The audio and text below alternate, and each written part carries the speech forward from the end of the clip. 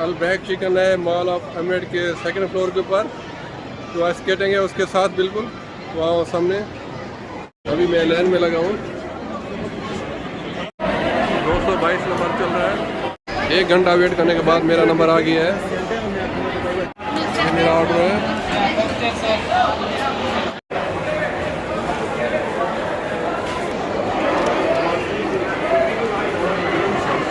मैंने एक burger order किया है चिकन, और 265 मेरा टोकन नंबर है।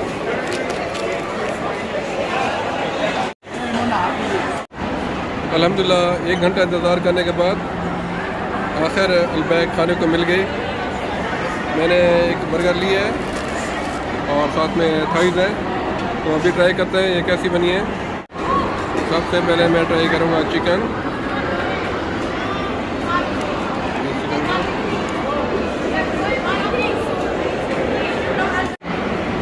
अल्हम्दुलिल्लाह बर्गर भी बहुत मज़े का है, चिकन काफ़ी जूसी है। अल्हम्दुलिल्लाह अलबैक चिकन खा के बहुत मज़ा आया। आप लोग ज़रूर ट्राई कीजिएगा।